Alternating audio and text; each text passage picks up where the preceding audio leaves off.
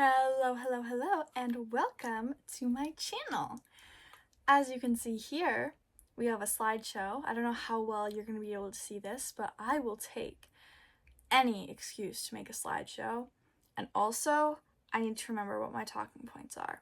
So we got this baby with me because today I'm going to be giving you my honest review of KT Tape as a long distance runner. And I know this is controversial, so I have our actual scientific disclaimer. And our actual scientific disclaimer is that according to Google, there have been no independently done research studies that have confirmed that KT tape actually works or has any of the recovery or performance benefits that the company suggests. However, I'm not a scientist, and I don't really care if it's a placebo effect. If it makes me feel better, I will placebo myself all I want. Because I'm a runner and I know that this sport is 85% mental, at least. So, I mean, if it will placebo me into feeling better, I will take it. So that's why I'm doing this. But these claims are not scientifically backed. I am not a scientist. I don't know how to do scientific research. Couldn't even get started on that. My only qualifications are taking AP seminar and AP research. So, without further ado, let's get into this hot mess. So, first, why am I trying it? And the answer is it's complicated. I did not try KT tape for a very, very long time because there is no backing or evidence for it. However, I spent a very long time wearing full shin sleeves whenever I would race, especially during track and cross country season, because I liked how it made my legs feel. I felt like it made me run better. However, I recently got diagnosed with popliteal artery entrapment syndrome, and so blood flow to my legs is an issue. And constricting that even more is not something that I want to be doing. So I figured I would try KT tape as an alternative that might give me some of the same benefits, hopefully without restricting my blood flow and making my existing problems even worse. So that's what we are doing, and that's why I'm trying this, and I wanted to make it a video because it's fun, and who knows. I made these transitions way too slow. So this was my very scientific process. So I have to remember which was which. I don't really remember.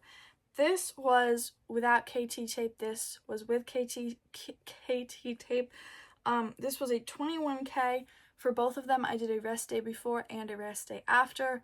That's pretty standard when I race a super long distance for me, especially because this 25K was the longest I'd ever done. And yes, I know there's a 4K difference. Nobody's perfect, okay? This was 10 minutes a mile. This was 10:15 a mile. They were both on the same course, both in very similar weather. This race was a little bit colder, but it was sunny. This race was a little warmer, but it was cloudy. And both low to no wind. This one I wore KT tape, this one I did not. So, I will start off with the application process. This is not my picture, however it is similar to what I did. I just spaced these out a little bit more between my entire leg because I have way more calf than the person in this photo. I have calves of steel. So it was pretty easy to apply. It took literally like 5 minutes. I downloaded the official KT tape app and I used one of the taping methods on there, which I was actually surprised that there are quite a lot on there. And it was very easy to follow and to figure out. The video that I watched was 1 minute and 30 seconds long, and I think it probably took 5 or 10 minutes to do both legs. The only difference is to this one is I put a piece of tape over the top because the tops started to come off, which could have been user error because it did say to anchor it, but I was having a hard time doing that. So that could have been user error, but I did use a total of 5 pieces of KT tape because I did 2 on each leg like this, and then I cut one in half to go across the tops like this just to keep them secure. Which this stuff is expensive. I think I paid $17 for 20 strips, and if I used 5 every time, that would last me 4 uses. and you're supposed to be able to leave it on for up to 3 days. I left it on for 2 days, not 3 days, because that's what it said you need to do to get the benefits. So that's what I did. But yeah, this stuff, it's not cheap, especially when I'm used to, like, I buy a lot of athletic tape and stuff. And I know that's like, it's not waterproof. It's like you wear it for a couple hours, but like that stuff is like $3 a roll. So what gives? Because that price is crazy. I'm gonna have so many like unflattering shots of me trying to see what the fuck this says in this video. I'm going to cringe watching it back probably. So next is the running feels. So how did it feel when I was running? I honestly didn't feel it. And I'm not saying that as like a bad thing. Like I mean like physically, like I didn't feel the tape, like I didn't feel it rubbing, it wasn't uncomfortable, like it just felt pretty normal and pretty standard. I will get into like if it actually, like if I felt better, but like I didn't like physically like feel it. And next, taking it off. This was kind of uncomfortable. However, I do think it was a little bit user error because I did figure it out like after a while. Kind of the strat that you have to do is basically hold, so if I had KT tape like here, you have to like hold down your skin and peel it off, because otherwise your skin will just move because your skin's stretchy and it hurts a lot. But I figured it out. I did hear from my sister not to wear KT tape in the shower if you take hot showers, because it will like morph into your skin or whatever, or something crazy like that. And I was very scared because I already showered with it twice. I showered with it on twice, and I like my showers very, very hot, and it wasn't an issue. I did take it off in the shower just because I thought it would be a little bit easier, but honestly, I think it would have been fine as long as I knew that from the start of like you have to hold on to the skin, like rip it off. But it didn't hurt. It was like less painful probably, or as painful as ripping off a band-aid, so it really wasn't that bad. And like my legs, I'm looking at them right now, are not like red or irritated. However, it did leave like little fuzzies. Like it definitely left like, there's like little gray and black pieces.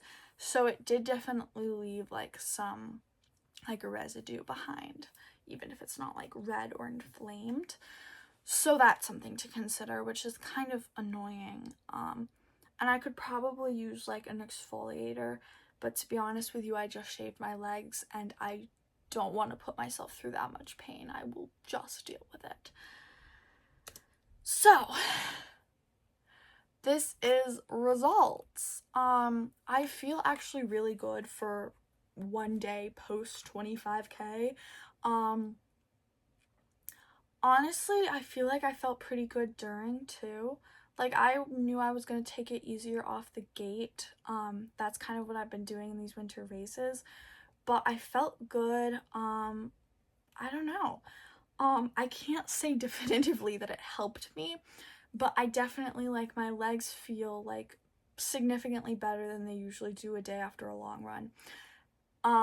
So I don't know. I would say that it worked because, like I said, I could like hop, skip, jump, stand, wear shoes today without being in pain. And I know you're gonna say, wear shoes, what does that have to do with your legs?